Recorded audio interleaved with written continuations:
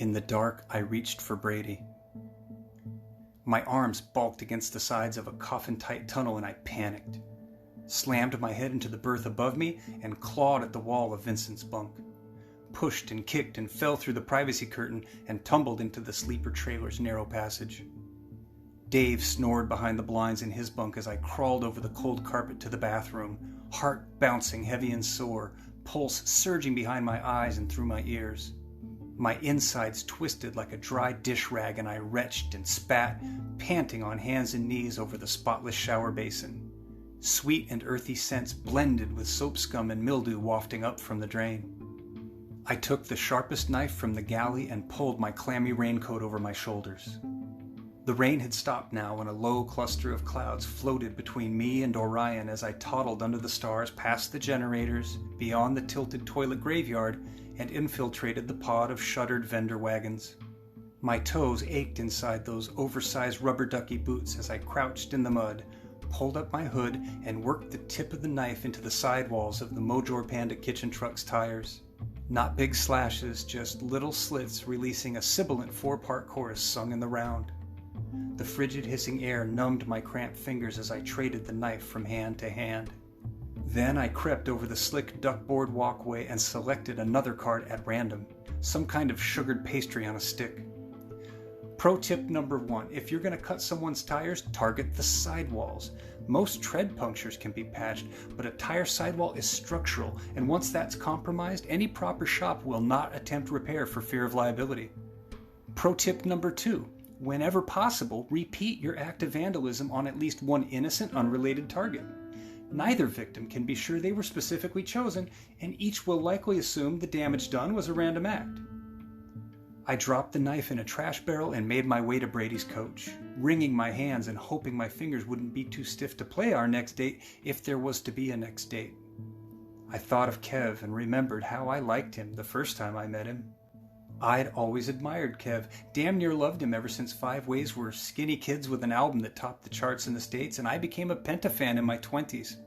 Kev played bass and keyboard, sang flawless harmony, and he authored most of the songs on their album. Vincent and I were invited to dine with the band before the reunion tour debuted in Lisbon.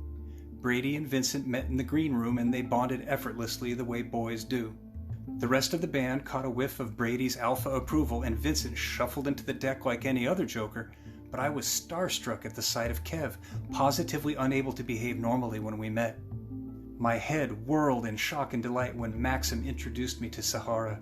She was bulletproof, 100% goddess gorgeous, and I wanted to be her so badly I could hardly breathe. She hugged me, kissed my cheeks in a continental welcome.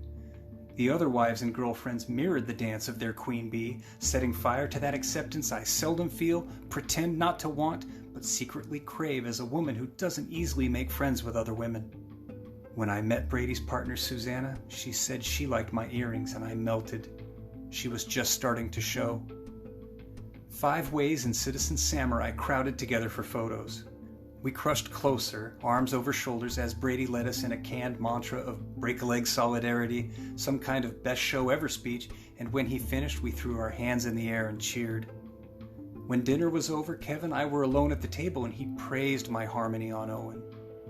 I took the compliment without blushing or gushing and asked him about his inspiration for My River Blue, the only #1 to feature Kev singing lead. Its chart performance rivaled any of the hits produced with Brady up front, and I told Kev how that track turned me into a Five Ways fan on the spot, woke me up to the simple power of a less is more arrangement. A caterer cleared our table. Kev disconnected from our conversation and he cooled. Coiled up and started tracking that girl. She hustled empty cans and bottles from the ironed linen to some bins in the corner of the band's green room, and Kev's eyes cut through me to follow her. He tipped a tall can of Carling's Black Label up to his face and drained it. Belched, pressed the empty can between my tits and said, "File this, bitch." And fuck me if I didn't take that from him. I held it, smelled the sour odor inside. Kev pushed his chair from the table with a screech, wobbled across the room, snared that girl under the arm of his tweed jacket, and the poor thing froze. I read the telemetry of her discomfort, felt her cringe as he ran his hand over her pockets, rubbed the small of her back. For many nights afterward on tour, I replayed that scene and remembered what he did. Recalled how I didn't do shit and sat clutching that fucking can to my chest like a delicate southern lady in a movie, too weak to stand up for that girl, too shocked to speak up for myself. Kev did that and I let it happen. And that's on me. So that was the moment Kev made my murder list. When I asked Dave to film Kev getting high, I only wanted to embarrass that asshole, document his hypocrisy.